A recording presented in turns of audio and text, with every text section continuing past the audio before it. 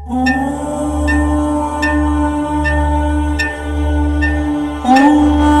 श्री ललिता सहस्रनाम स्तोत्रम् ध्यानम्। अरुणां करुणातरङ्गिताक्षीं धृतपाशाङ्कुशपुष्पबाणचापा अणिमादिभिरावृतां मयूखैः अहमित्येव विभावये भवानी। ध्यायेत् पद्मासनस्थां विकसितवदनां पद्मपत्रायताक्षीं हेमाभां पीतवस्त्रां करकलितलसद्धीमपद्मां वराङ्गीं सर्वालङ्कारयुक्तां सततमभयदां भक्तनम्रां भवानी।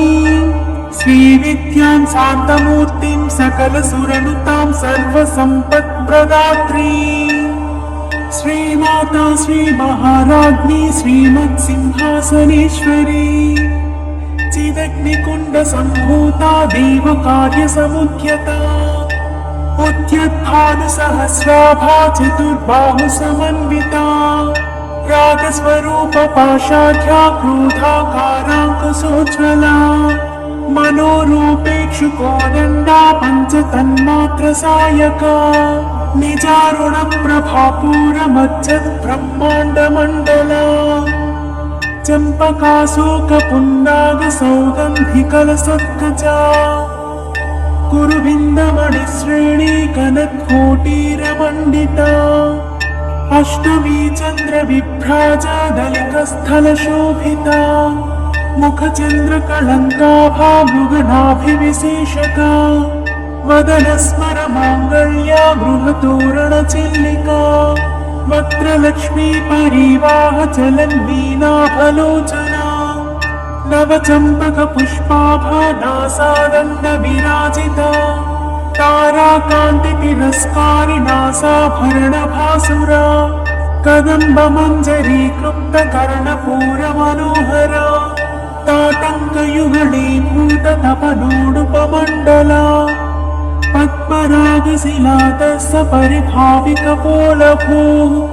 नवविद्रुमबिम्बश्रीयङ्कारिरदनच्छदा शुद्धविद्याङ्कुराकारा द्विजपङ्क्तिद्वयोज्ज्वला कर्पूरवीटिकामोदा समाकर्षद्दिगन्तरा निजसल्लापमाधुर्या विनिर्भक्सितकच्छपि मन्दस्मितप्रभापूरा बच्चत्कामेशमानसा अनाकलितसातृस्या चुबुकश्रीविराजिता कामेशबद्धमाङ्गल्या सूत्रशोभितकन्धरा कनकाङ्गदकेयूरा कमनीयभुजान्विता रत्नग्रैवेयचिन्ताकलोलमुक्ता फलान्विता कामेश्वर प्रेमरत्नामणिप्रदीपणस्तने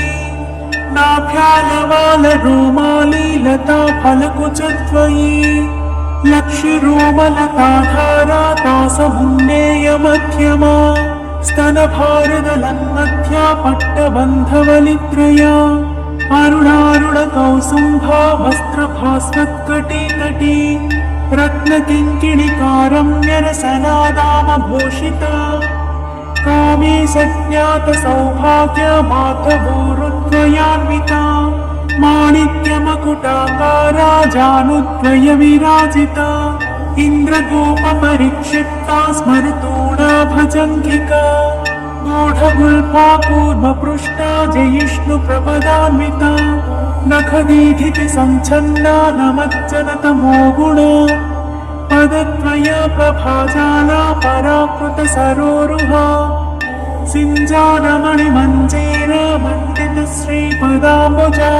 मराळी मन्दगमना महालावण्यसेवधिः सर्वारुणानवद्याङ्गी सर्वभरणभूषिता शिवा कामेश्वराङ्कस्था शिवस्वाधीनवल्लभा सुमेरुमध्यशृङ्गस्था श्रीमन्नगरनायिका चिन्तामणिगृहान्तस्था पञ्चब्रह्मासनस्थिता महापद्माटवी संस्था कदम्बवनवासिनी सुधासागर मध्यस्था कामाक्षी कामदायिनी देवर्षिगणसङ्घाता स्तूयमानात्मवैभवा भण्डासुरवधोद्युक्ता सिद्धिसेना समन्विता सम्पत्करी समारूढ सिन्धुरव्रजसेविता अश्वरूढाधिष्ठिता स्वकोटिकोटिभिरावृता चक्रराजरथारूढः सर्वायुधपरिष्कृता गेयचक्ररथारूढ मन्त्रिणी परिसेविता गिरिचक्ररथारूढ दण्डनाथा पुरस्कृता ज्वालामालिनिका क्षिप्ता वह्निप्राकारमध्यगा भण्डसैन्यवधोद्युक्ता शक्तिविक्रमहर्षिता नित्या पराक्रमाटोपनिरीक्षण समत्सुका भण्डपुत्रवधोद्युक्ता बाला विक्रमनन्दिता मन्त्रिण्यम्बा विरचिता विषङ्गवधतोषिता विशुक्रपाणहरणा वाराही वीर्यनन्दिता कामेश्वरा मुखालोका कल्पिता श्रीगणेश्वरा महागणेश निर्भिन्ना विघ्नयन्त्रप्रहर्षिता भण्डासुरेन्द्र निर्मुक्ता शस्त्रप्रत्यस्त्रवर्षिणी कराङ्गुलिनखोत्पन्न नारायण दशाकृतिः महापाशुपतास्त्राग्नि विदग्धासुरसैनिका कामेश्वरास्त्र निर्दग्धा सभण्डासुरशून्यका ब्रह्मोपेन्द्र महेन्द्रादि देव संस्तुत वैभवा हरनेत्राग्निसन्दग्धा काम सञ्जीवनौषधिः श्रीमद्वाग्भवकूटैक स्वरूप मुख पंकजा कण्ठादकटिपर्यन्ता मध्यकूटस्वरूपिणी शक्तिकूटैकतापन्ना कट्यधोभागधारिणी मूलमन्त्रात्मिका मूलकूटत्रय कलेवरा कुलामृतैकरसिका कुलसङ्केतपालिनी कुलाङ्गना कुलान्तस्था कौलिनी कुलयोगिनी अकुला समयान्तस्था समयाचार तत्परा मूलाधारैकनिलया ब्रह्मग्रन्थिविभेदिनी मणिपुरान्तरुदिता विष्णुग्रन्थिविभेदिनी अज्ञाचक्रान्तरालस्था रुद्रग्रन्थिविभेदिनी सहस्राराम्बुजारूढा सुधासाराभिवर्षिणी तटिल्लता समरुचि चक्रोपरि संस्थिता महाशक्ति कुण्डलिनी विसतन्तुतनीयसी भवानी भावनागम्या भवारण्यकुठारिका भद्रप्रिया भद्रमूर्ति भक्तसौभाग्यदायिनी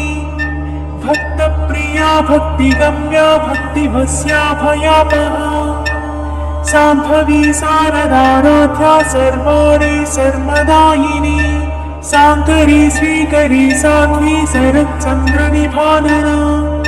सातोदरी शान्तिमती निराधारा निरञ्जना निर्लीपा निर्मला नित्या निराकारा निराकुला निर्गुणा निष्कला शान्ता निष्कामा निरुपप्लवा नित्यमुक्ता निर्विकारा निष्प्रपञ्चा निराश्रया नित्यशुद्धा नित्यबुद्धा निरवध्या निरन्तरा निष्कारणा निष्कलङ्का निरुपाधिर्निरीश्वरा निरागारागमधनी निर्मला मदनासिनी निश्चिन्ता निरहङ्कारा निर्मोहा मोहनासिनी निर्ममा ममताहन्त्री निष्पापा पापनासिनी निष्क्रोधा क्रोधशमनी निर्लोभा लोभनासिनी निःसंशया संशयग्नि निर्भवा भवनासिनी निर्विकल्पा निराबाधा निर्भेदा भेद्रमेश्वरी मूलप्रकृतिरव्यक्ता व्यक्ता व्यक्तस्वरूपिणी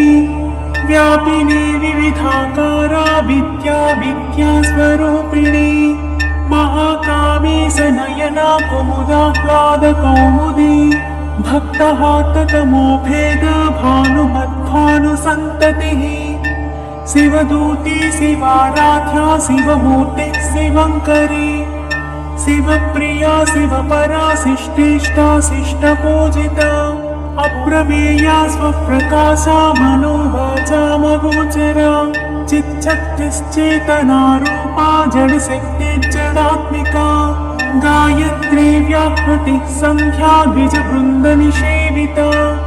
तत्त्वासना तत्त्वमयी पञ्चकोशान्तरस्थिता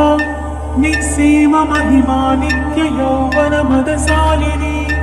मदघोनितरक्ताक्षी मदपाटलगण्डभूः चन्दनद्रवदिग्धाङ्गी चाम्पेयकुसुमप्रिया कुशला कोमलाकारा कुरुकुल्लाकुलेश्वरी कुलकुण्डालया कौलमात्रतत्परसेविता कुमारगणनाथाम्बा तुष्टिः पुष्टिर्मतिर्मतिः शान्तिः स्वस्तिमती कान्तिर्नन्दिनी विघ्ननाशिनी तेजोवती त्रिनयना लोलाक्षी कामरूपिणी शोभिनी सूक्ष्मरूपिणी वज्रेश्वरी वामदेवी वयोवस्था विवर्जिता सिद्धेश्वरी सिद्धविद्या सिद्धमाता यशस्विनी विशुद्धिचक्रनिलया रक्तवर्णा त्रिलोचना खट्वाङ्गादिप्रहरणा वदनैकसमन्विता पायसान्नप्रिया त्वत्स्थापसलोकभयङ्करी अमृतादिमहाशक्तिसंवृता डाकिनीश्वरी अनाहतादिशक्त्यौघकृता स्निग्धौदनप्रिया महावीरेन्द्रवरदा राकिण्यम्बा स्वरूपिणी मणिपूराब्जनिलया वदनत्रयसंयुता वज्रादिकायुधोपेता डामर्यादिभिरावृता रक्तवर्णा मांसनिष्ठा गुणान्नप्रीतमानसा समस्तभक्तसुखदा लाकिन्यम्बा स्वरूपिणी स्वाधिष्ठानाम्बुजगता चतुर्वक्त्रमनोहरा शूलाद्यायुधसम्पन्ना पीतवर्णातिगर्विता वेदोनिष्ठा मधुप्रीता बन्धिन्यादिसमन्विता दध्यन्नासक्तहृदया काकिनी रूपी ॐ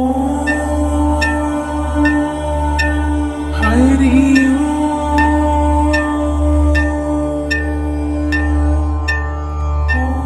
नाम्नां साष्टसहस्रं च ब्रूहि गाद्य महामते महालक्ष्म्या महादेव्या भुक्तिमुक्त्यर्थसिद्धये गाद्य उवाच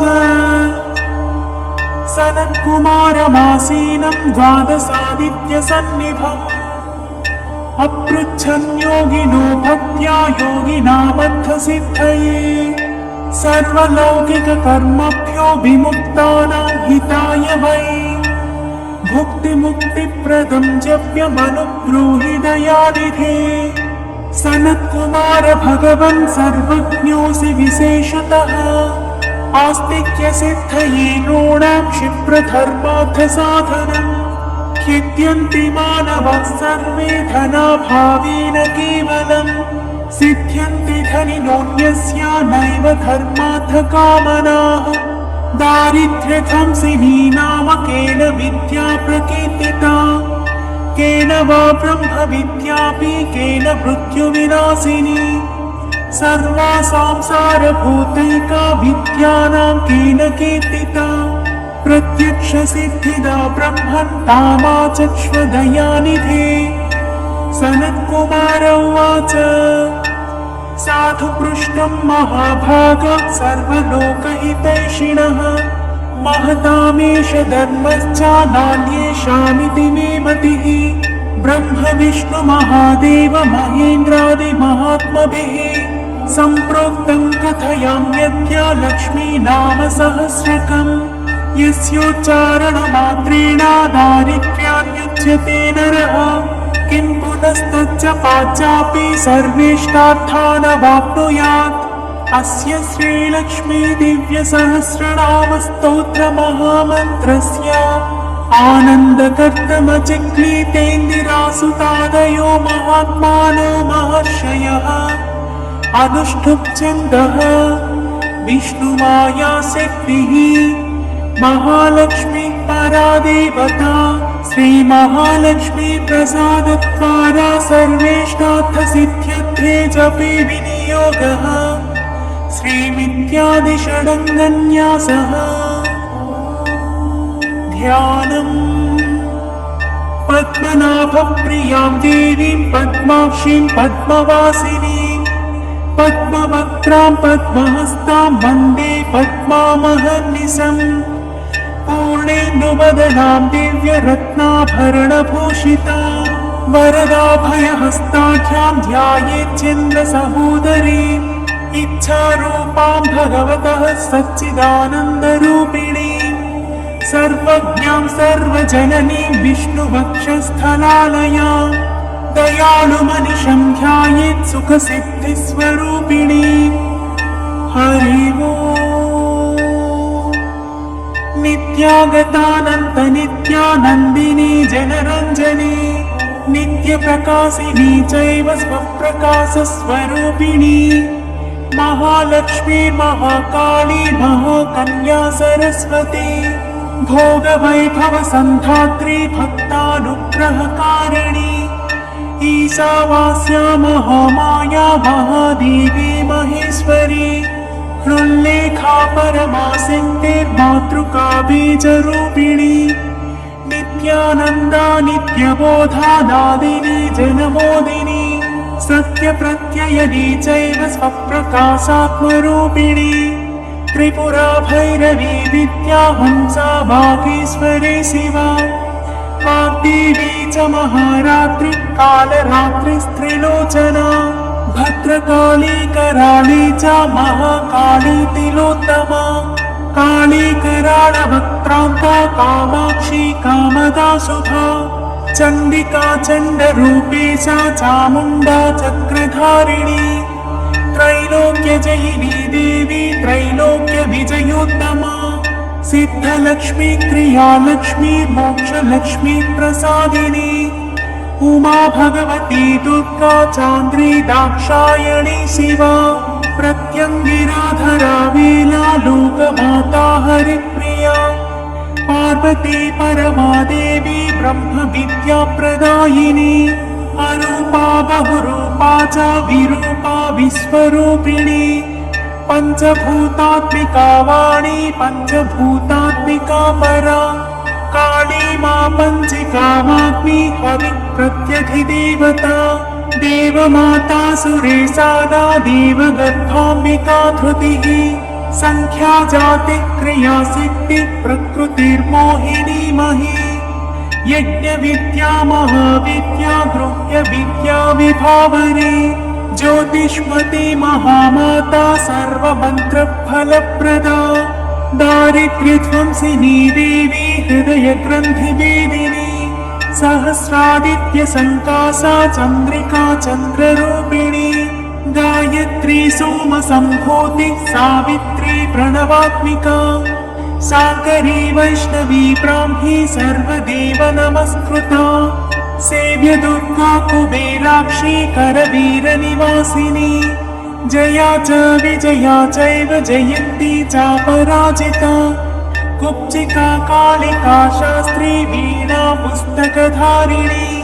सर्वज्ञ शक्ति श्री शक्ति ब्रह्म विष्णु शिवात्मिका कीड़ा पिंगलिका मध्य मृणाली तंतुरूपिणी यज्ञेशानी प्रथा दीक्षा दक्षिणा सर्वमोहिनी अष्टांग योगिनी देवी निर्बीज ध्यान गोचरा सर्वतीर्थस्थिता शुद्धा सर्वपर्वतवासिनी वेदशास्त्रप्रभा देवी षडङ्गादिपदक्रमा शिवा धात्री शुभानन्दा यज्ञकर्मस्वरूपिणी व्रतिनी मेनका देवी ब्रह्माणी ब्रह्मचारिणी एकाक्षरपरा तारा भवबन्धविनाशिनी विश्वम्भराधरा धारा निराधाराधिकस्वरा राकाकुहूरमावास्या पूर्णिमानुमतिद्युतिः सिनीवाली शिवावस्या वैश्यदेवीऽपि सङ्गिला पिप्पला च विशालाक्षी रक्षोग्नि वृष्टिकारिणी दुष्टविद्राविणी देवी सर्वोपद्रवनाशिनी शारदा सरसन्धाना सर्वशस्त्रस्वरूपिणी युद्धमध्यस्थिता देवी सर्वभूतप्रभञ्जनी अयुद्धा युद्धरूपा च शान्तप्ररञ्जनी जितप्राणस्वरूपा च कान्ता काम्यवरप्रदा मन्त्रब्राह्मणविद्याथा नादरूपा हविष्मती आथर्वणि श्रुतिशून्या कल्पनावज्जिता सती सत्ता जाति प्रमामेया प्रमिति प्राणदा गतिः अवर्णा पञ्चवर्णा च सर्वदा भुवनेश्वरी त्रैलोक्यमोहिनी विद्या सर्वभद्रेक्षराक्षरा हिरण्यवर्णा हरिणी सर्वोपद्रवनाशिनी कैवल्यपदवीरेखा सूर्यमण्डलसंस्थिता सोममण्डलमध्यस्था अग्निमण्डलसंस्थिता वायुमण्डलमध्यस्था व्योममण्डलसंस्थिता चक्रिका चक्रमध्यस्था चक्रमार्गप्रवर्तिनी कोकिलाकुलचक्रेशा पक्षति पङ्क्तिपावनी सर्वसिद्धान्तमार्गस्था षट्वर्णावरवर्जिता शररुद्रहराहन्त्री सर्वसंहारकारिणी पुरुषा पौरुषी तुष्टिः सर्वतन्त्रप्रसूतिका अर्धनारीश्वरी देवी सर्वविद्याप्रदायिनी भार्गवीयाजुषी विद्या सर्वोपनिषदा स्थिता व्योमकेशाखिलप्राणा पञ्चकोशविलक्षणा पञ्चकोशात्मिका पृथक् पञ्चब्रह्मात्मिका शिवा जगच्चराजनित्रे च पञ्चकर्मप्रसूतिका वाग्देव्याभरणाकारा सर्वकाम्यस्थिता स्थितिः अष्टादश चतुष्षष्टिपीठिका विद्ययायुता कालिकाकर्षणश्यामा यक्षिणे किन्नरेश्वरी केतकी मल्लिका शोका वाराही धरणी ध्रुवा नारसिंही महोग्रास्या भक्तानामार्तिनाशिनी अन्तर्बला स्थिरा लक्ष्मी जरामरणनाशिनी श्रीरञ्जिता महाकाया सोमसूर्याग्निलोचना अदितिदेव माता च अष्टपुत्राष्टयोगिनी अष्टप्रकृतिरष्टाष्टा विभ्राज विकृताकृतिः दुर्भिक्षध्वंसिनी देवी सीता सत्या च रुक्मिणी ख्यातिजा भार्गवी देवी देवयोनिस्तपस्विनी शाकम्भरी महाशोणा गरुडोपरि संस्थिता सिंहगा व्याघ्रगा देवी वायुगा च महाद्रिगा अकारादिक्षकारान्ता सर्वविद्याधिदेवता मन्त्रव्याख्याननिपुणा ज्योतिःशास्त्रैकलोचना इडा पिङ्गलिका मध्या सुषुम्ना ग्रन्थिभेदिनी कालचक्राश्रयोपेता कालचक्रस्वरूपिणी वैशारदी मतिश्रेष्ठा वरिष्ठा सर्वदीपिका वैनायकेवरारोहा श्रोणिवेला बहिर्बलिः जम्भिनी जृम्भिणी जृम्भकारिणी गणकारिका सरणी चक्रिकानन्दा सर्वव्याधिचिकित्सकी देवकी देवसङ्कासा वारिधिः करुणाकरा सर्वरी सर्वसम्पन्ना सर्वपापप्रभञ्जिनी एकमात्रा द्विमात्रा च त्रिमात्रा च तथा परा अर्धमात्रा परा सूक्ष्मा सूक्ष्मार्थात् परा परा एकवीरा विशेषाख्या षष्ठी देवी मनस्विनी नैष्कर्म्या निष्कला लोका ज्ञानकर्माधिका गुणा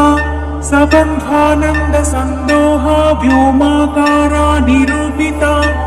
गद्यपद्यात्मिका वाणी सर्वालङ्कारसंयुता साधुबन्धपदन्यासा सर्वौको घटिकावलिः षट्कर्मा कर्कसाकारा सर्वकर्मविवर्जिता आदित्यवर्णा चापर्णा कामिनी वररूपिणी ब्रह्माणि ब्रह्मसन्ताना वेदवागीश्वरी शिवा पुराणन्यायमीमांसा धर्मशास्त्रागमश्रुता सत्यो वेदवती सर्वाहंसी विद्याधिदेवता विश्वेश्वरी जगद्धात्री विश्वनिर्माणकारिणी वैदिकी वेदरूपा च कालिका कालरूपिणी नारायणी महादेवी सर्वतत्त्वप्रवर्तिनी हिरण्यवर्णरूपा च हिरण्यपदसम्भवा कैवल्यपदवी पुण्या कैवल्यज्ञानलक्षिता ब्रह्मसम्पत्तिरूपा च ब्रह्मसम्पत्तिकारिणी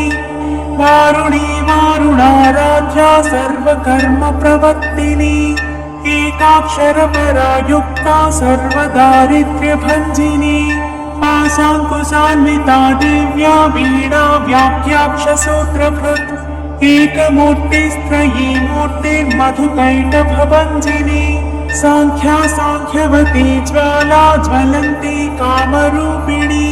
जाग्रन्ति सर्वसम्पत्तिः सुषुप्ता स्वेष्टदायिनी कपालिनी महादंष्ट्रा भ्रुकुटी कुटिलानना सर्वावासा सुवासा च बृहत्यष्टिश्च सत्वरी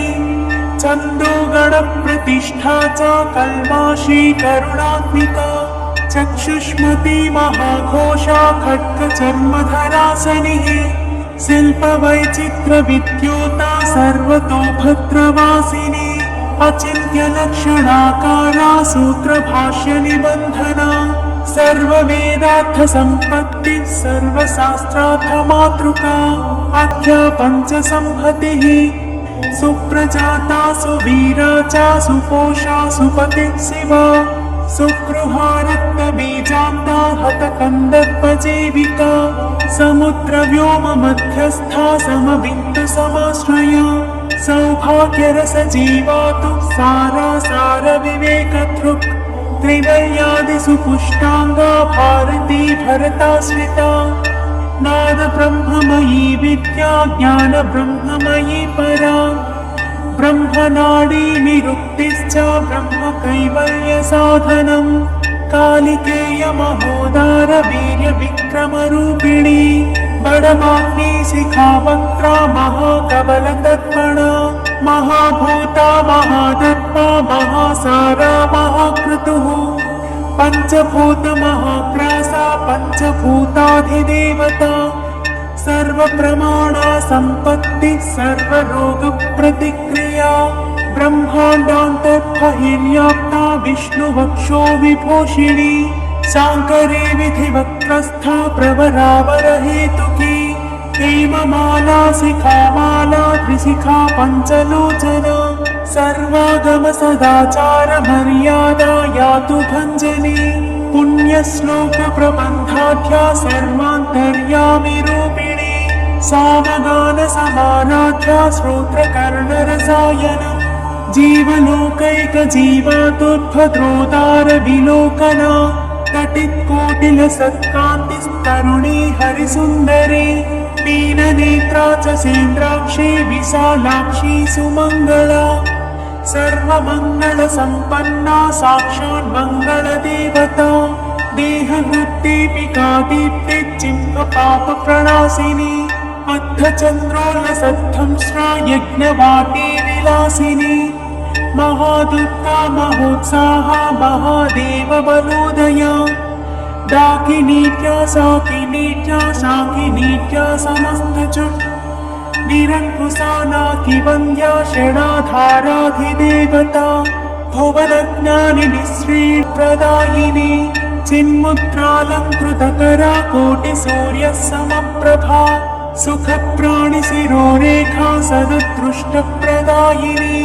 सर्वसाङ्कर्यदोषज्ञी ग्रहोपद्रवनाशिनी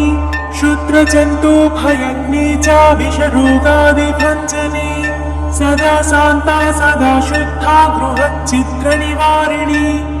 कलिदोषप्रशमनी कोलाहलपुरस्थिता गौरी लाक्षणिकी मुख्या जगन्याकृतिमज्जिता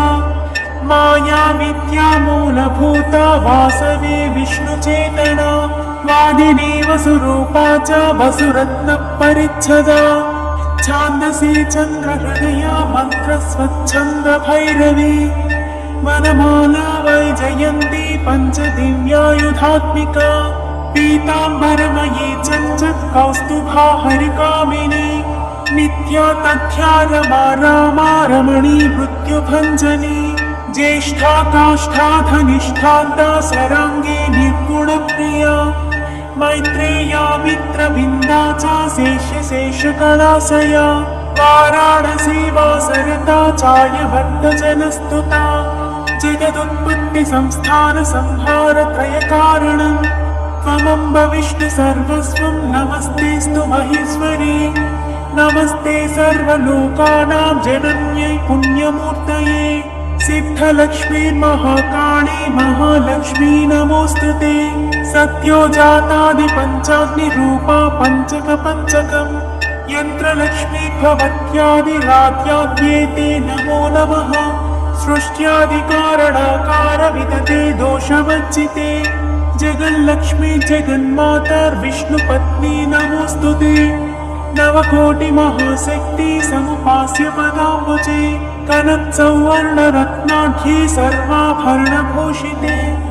अनन्तनित्यमहिषी प्रपञ्चेश्वरनायके अत्युच्छ्रितपदान्तस्ते परमव्योमनायके नागपृष्ठगदाराध्ये विष्णुलोकविलासिनी वैकुण्ठराजमहिषी श्रीरङ्गनगराश्रिते रङ्गनायकी भूभृति कृष्णे वरदवल्लभे कोटिब्रह्मादिसंसेव्ये कोटिरुद्रादिकीर्तिते मातुलुङ्गमयं खेटं सौवर्णचषकं तथा पद्मद्वयं पूर्णकुम्भं वीरं च वरदाभये पाशमङ्कुशकं शङ्खं चक्रं शूलं कृपाणिकां धनुर्बाणौ चाक्षमालां चिन्मुद्रामपि बिभ्रति अष्टादशभुजे लक्ष्मीर्महाष्टादशपीठगे भूमिनीलादिसंसेव्ये स्वामि चित्तानुवर्तिनि पद्मे पद्मालये पद्मे पूर्णकुम्भाभिषेचिते इन्दिरेन्दीवराभाक्षे क्षीरसागरकन्यके भार्गवित्वं स्वतन्त्रे च वशीकृत जगत्पतिः मङ्गलं मङ्गलानां त्वं देवतानां च देवता त्वमुत्तमोत्तमानां च त्वं श्रेयं परमामृतं धनधान्याभिवृद्धिश्च सार्वभौमः सुखोच्छ्रया आन्दोलिकादिसौभाग्यं मत्ते भाति महोदयः पुत्रपौत्राभिवृद्धिश्च विद्याभोगबलादिकम् आयुरारोग्यसम्पत्तिरष्टैश्वर्यं त्वमेव हि परमेशविभूतिश्च सूक्ष्मात् सूक्ष्मतरागतिः सदयापादसन्दत्ता ब्रह्मेन्द्रादिपदस्थितिः अव्याहतमहाभाग्यं त्वमेवाक्षोभ्यविक्रमः समन्वयश्च वेदानामविरोधस्त्वमेव हि निःश्रेयस्सपदप्राप्तिसाधनं फलमेव च श्रीमन्त्रराजराज्ञी च श्रीविद्याक्षेमकारिणी श्रीं बीजजपसन्तुष्टा ऐं ह्रीं श्रीं बीजपालिका प्रपत्तिमार्गसुलभा विष्णुप्रथमकिङ्करी क्लीङ्कारार्थसवित्रे च सौमङ्गल्याधिदेवता श्रीषोडशाक्षरी विद्या श्रीयन्त्रपुरवासिनी सर्वमङ्गलमाङ्गल्ये शिवे सर्वार्थसाधिके शरण्ये त्र्यम्बके देवी नारायणी नमोऽस्तुते पुनः पुनर्नमस्तेऽस्तु साष्टाङ्गमयुतं पुनः सनत्कुमार उवाच एवं स्तुता महालक्ष्मी ब्रह्मरुद्रादिभिः सुरैः नमद्भिरात्तैर्धीनैश्च निःसत्त्वैर्भोगवच्चितैः ज्येष्ठाजुष्टैश्च निःश्रीकैः संसारात्मपरायणैः विष्णुपत्नी ददौ तेषां दर्शनं दृष्टितर्पणम् शरत्पूर्णेन्दुकोट्याभाधवलापाङ्गवीक्षणैः सर्वां सत्यसमाविष्टां चक्रे हृष्टावरं ददौ महालक्ष्मीरुवाच नाम्नां साष्टसहस्रं मे प्रमादात् वापि यः सकृत् कीर्तयेत्तत्कुले सत्यं न सौम्याचन्द्रतारकम् किं पुनर्नियमाच्चतुर्मदेकशरण्यस्य च मातृवत्सानुकम्पाहं पोषकी स्यामहर्निशम् मम नामस्तुवतां लोके दुर्लभं नास्ति चिन्तितम् मत्प्रसादेन सर्वेऽपि स्वस्वेष्टार्थमवाप्स्यत लुप्तवैष्णवधर्मस्य मत्वतीष्वकीर्णिनः भक्तिप्रपत्तिहीनस्य वन्यो नाम्नां जपोऽपि मे तस्मादवश्यं कैतोषे विहीनः पापवच्चितः जपेत् साष्टसहस्रं मे नाम्नां प्रत्यमहादरात् साक्षादलक्ष्मीपुत्रोऽपि दुर्भाग्योऽप्यलसोऽपि वा अप्रयत्नोऽपि मूढोऽपि विकलः पतितोऽपि च अवश्यं प्राप्नुयात् भाग्यं मत्प्रसादेन केवलम् स्पृहेयमचिरादेवा वरदानाय जापिनः ददामि सर्वमिष्टार्थं लक्ष्मीति स्मरतां ध्रुवम् सनत्कुमार उवाच इत्युक्त्वान्तर्धदे लक्ष्मीर्वैष्णवी भगवत्कला इष्टापूर्तं च सुकृतं भागधेयं च चिन्तितं स्वं स्वं स्थानं च भोगं च विजयं लेभिरे सुराः तदेतत्प्रवदाम्यद्य लक्ष्मी नाम सहस्रकं योगिनं पठत क्षिप्रं चिन्तितार्थानवाप्स्यत गार्ग्य उवाच सनत्कुमार योगीन्द्र इत्युक्त्वा स दयानिधिः